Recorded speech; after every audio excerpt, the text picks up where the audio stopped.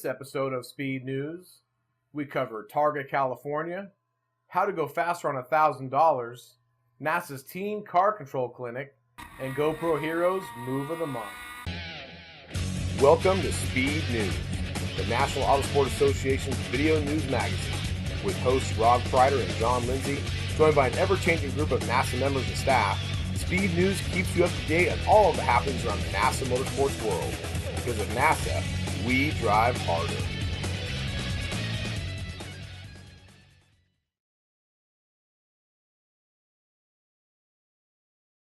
Hello, welcome to the May edition of NASA Speed News. Along my side is John Lindsay. I'm your host, Rob Kreider, and we have our guest host this month, Jeremy Cressett. How you doing, Jeremy? I'm doing great, Rob. How are you today? Outstanding, outstanding. How about yourself, John? How are you doing today? I tell you, Rob, better and better each day. I like it. Now, I know you just got back yourself, John, from a nice little road trip, the Targa, California. Tell us all about it. Well, Targa, California is really a great event. It's in the spirit of the vintage tours that you see coming up lately. Targa is put on by Dave Bazaglu, longtime road racing guy, runs TRE Motorsports down in LA. He's a longtime Porsche tuner, and he decided to put on this event. I think this is the fourth running this year. And basically what it is, it's open to any car 1975 or older, even if it looks like a 75. In my case, I have an 87 Porsche Turbo that I take on this event, and it looks just like a 75, and Dave's pretty cool, so he let me come in there with that. And we spend 3 days really driving some of the best roads in California and just enjoying the heck out of ourselves. Now, when you take the Porsche, do you actually have a tow truck just drive in front of you the whole time, or does it just follow you along with your AAA card? No, I have the mother of all AAA cards, so that seems to work pretty well. The only problems I had this year is this poor car spent most of its life sitting in a garage, so over time the windshield seals had dried out and we had a little bit of weather, which did not result in much hilarity, unfortunately. I ended up the second morning, went down all excited to go out and start running around. Typical Porsche problem, foggy windows. I said, no big deal. And then I noticed the river of water that was coming from under the dashboard and draining onto my legs. But that was fixed pretty easily with some towels from the motel. Sorry, folks, didn't mean to get those that dirty. And some paper towels, and we were on our way. And we had a absolutely great day running around. Went up by Laguna Seca, the Baja Cantina, ran G16, which is one of the most fun driving roads ever, and generally had a great time. Wide range of equipment. Most cars on it were Porsches, about 60 Porsches out of 110 entries. There was a really cool 64 four-door Pontiac that had been done up as a GTO tribute. That was one of my favorites. Just an amazing variety of equipment, shocking roads, just how fun they are to drive, and a really great group of people too. To hang out with and just be a total gearhead for 3 days. So you're saying those seals on that Porsche aren't really set up to get rain out, it's more of a rain deterrent, not exactly an absolute, correct?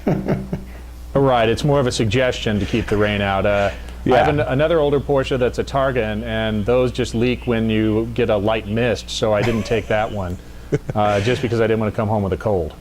Smart, smart. Now, if someone wants to join the Targa event, can they win the event, or is it just a participation? Is it a vintage car parade? What exactly is how does it work? Well, really, there's no competition. You know, you go at your own speed. Dave set up 2 or 3 different routes for us, depending on what you wanted to do during the day.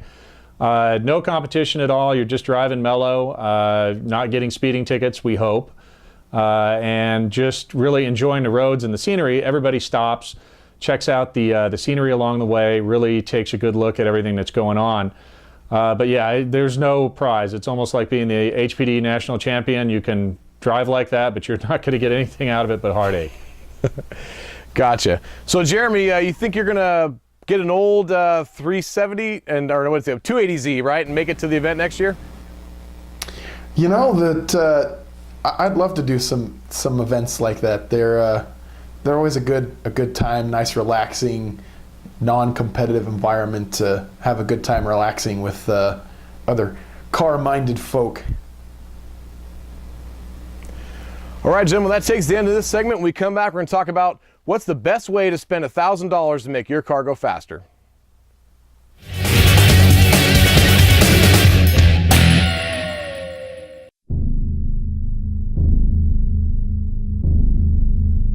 State your desires. Speed, adrenaline, competition. Calculating. Result in 3, 2, 1.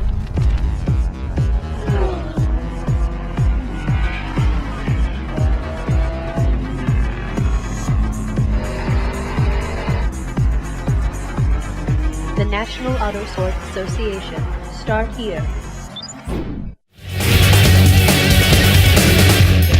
Welcome back to Speed News. About this time of year, we always get, hopefully, a refund check from the IRS as opposed to having to pay Uncle Sam. And so most of us car guys, that usually goes into the race car immediately. So we want to talk about in this segment, what's the best thing you can do with $1,000 to make yourself or the car go faster?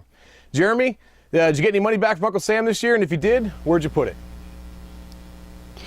Well, I did get some money back from Uncle Sam this year. A majority of it went to the other side of the family, unfortunately. But I got a little bit of my spending coin to run out on the race car stuff, and a lot of my money went to maintenance, unfortunately, in upkeep on the race cars. But if I had to pick one thing to go faster with, it would be cornering speed and suspension, getting the car properly set up. That'd be the thing that I would look to getting done on my car. And so $1,000, you think you can get yourself a set of coilovers for that, adjustable, or you still need to save some money? Yeah, no, honestly, it depends on the type of car that you're running.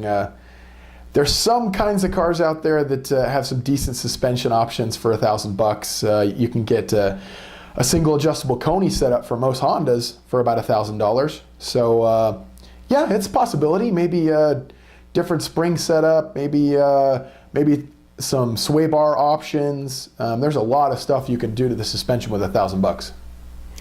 So John, how about you? Did you get any money back from Uncle Sam? If you did, besides throwing money away on that Porsche, I'm sure, but where would you spend $1,000 to make yourself faster at the racetrack? Well, Rob, I'm going to give you kind of an unconventional choice here. I actually ended up paying Uncle Sam more because I am not real good with math. But you know, I'm going to take something that wasn't even in our article in Speed News. I'm going to suggest take your wife, husband, partner, significant other, take them on a vacation somewhere nice, because you're going to be faster the following year because they're going to still be thinking about that vacation. So I would take that grand and kind of invest it in, let's say, spousal relations, just to make sure the rest of your season is smooth. And whenever you start to maybe get a little static about, oh, hey, you're going racing again, huh? You can say, oh yeah, but remember, you know, I took you to Hawaii this year instead of spending money on my race car. So I thought that might be a pretty slick alternative there to some of the things that were suggested in the article. While they were all very good, I like to think outside the box every now and then. Smart. So you're saying keeping Mrs. Lindsay happy makes Mr. Lindsay faster? Yeah, as a good friend of mine once said to me, happy wife is a happy life. I'm blessed with a wonderful wife that lets me do whatever the heck I want when it comes to motorsports, but I've heard some tales of woe from some of my friends, both male and female, about their husband or wife or a significant other giving them a lot of grief about being away and not understanding the appeal of being covered in grease and sweat and spending a otherwise just beautiful weekend at a Motel 6 somewhere out in the middle of nowhere. But hey, we know we love it. They know we love it. So why not make them a little bit happy and have a little bit of leverage next time you go to the track? No greater words of wisdom than spoken other than happy wife, happy life. I totally agree. For me, if I had $1,000 to spend and try to make myself go faster, the first thing I would try to do is make myself go faster. And I would do that by basically going to the track. Practice, practice, practice. Take that money, throw it towards an HPDE, listen to what different instructors have to say. And one of the best things you do with NASA is most of us are kind of regional guys, so you spend a lot of time in your area, you know a track, but even if you're a licensed pro driver, you go to another area, a different region, and you go to a new track, it's a good idea to get together with the HPD instructors and let them run you through that course. They can show you where the good apex lines are, where you want to be on the throttle, and that will make you faster than a coil spring will, I guarantee it, over and over and over again. So for me, take my money and spend it at track entry fees and you know, some cheeseburgers and Cokes during the day to keep myself hydrated and fed, and just spend as much time as I can running around the asphalt surface and beating up cars. So Jeremy, you are in the SoCal region. If I show up down there at Willow Springs, you guys help me out? Oh, yeah, absolutely. Come on down, man. Right on. I know you've had a fair amount of time around that track. Now, John, NorCal region, who would you suggest as a good driving instructor up there in Infineon, Thunder Hill? Well, you know, Rob, it really depends on what kind of car you're driving. You know, what I would do is look around the paddock and find the fast guys. You know, I know that our chief driving instructors up in NorCal, you know, you look at Barry Hartzell, guys like that have been around forever and know the tracks in and out. He's a wonderful source. You know, just call up the NorCal office, see who they have on tap. I'd also recommend our old buddy Donnie Edwards. He's been a licensing instructor for us for many years, so shoot, either one of those guys would help you. There's a lot of professional coaches out there that can really dial you in, but you know, Rob, as you said, the only way you're going to get faster is just seat time, seat time, seat time. So that's the most important thing, and yeah, get out there and get on the track, and you'll be surprised how much better you get just doing that. Sounds good. That takes us to our next commercial break. We come back, we're going to talk about NASA's Teen Car Control Clinic and the GoPro Move of the Month.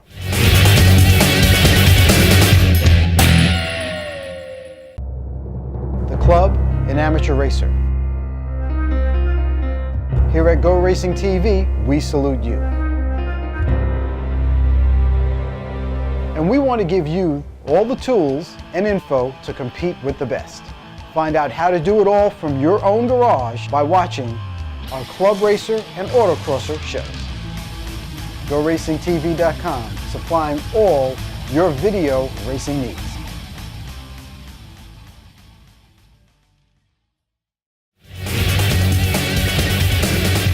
Welcome back to Speed News. I'm your host, Rob Kreider.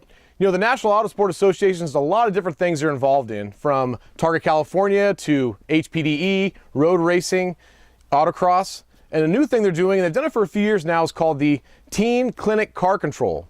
And it's a really great program where they get instructors involved, some from the racing format, some of the are the volunteers from the racetracks. They go out to a parking lot and work with new drivers to teach them vehicle dynamics. Now, any race car driver can tell you that being a good driver has to deal with a lot with vehicle motion, understanding weight transfer, and how a vehicle's tire interferes with the roadway and how it interacts.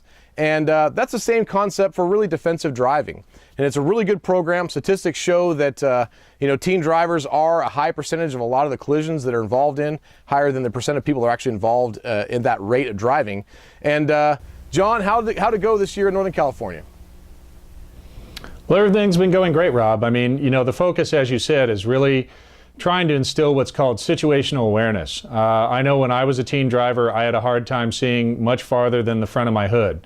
I can't imagine today kids coming up with phones, you know, multimedia systems in the car, everything else. They really are starting out with a lot of strikes against them. So this is a very important program. Take the kids out, put them in some situations there in the cars. Let them see what's going to happen when the car swerves, hard braking, how the car will corner in the wet, you know, dropping two wheels off the pavement. Things that you really can see in a controlled environment that could be deadly on the road. At least a program up here in Northern California, we have programs across the country now that we're working on.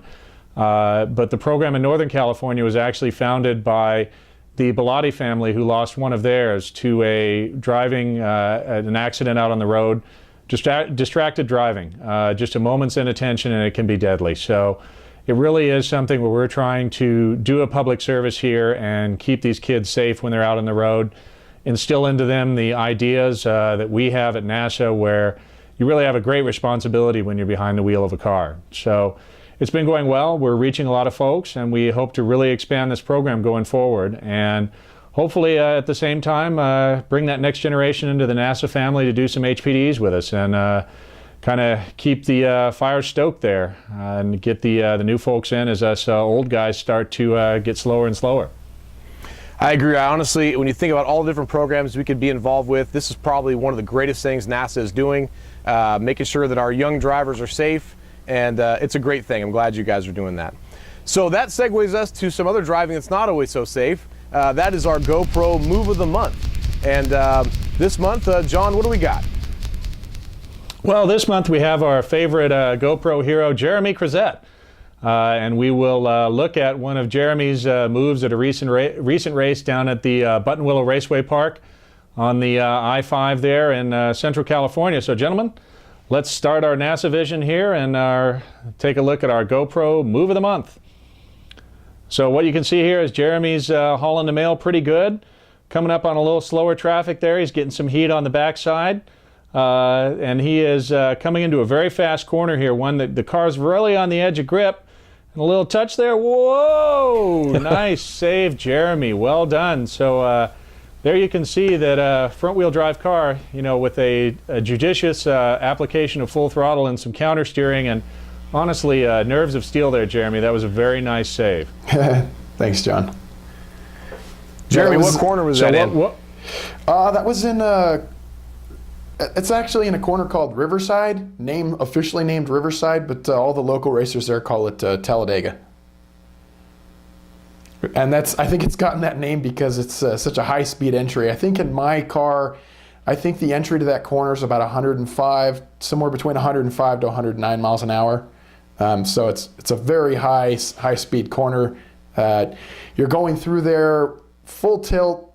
You can't lift, not in a properly set up front wheel drive car. And that was a great race between my good friend Raymond Bayar, and I think he had a little bit of an ambitious moment of trying to stick it down the inside there. Well, it was a great save, man. Hey, Thanks. That wraps up the issue here at Speed News. If you'd like to have your GoPro Move of the Month featured, send it to speednews@drivenasa.com, and you never know, it might be on the next issue of Speed News. We'll see you here next month for more information about the National Autosport Association on GoRacingTV.com.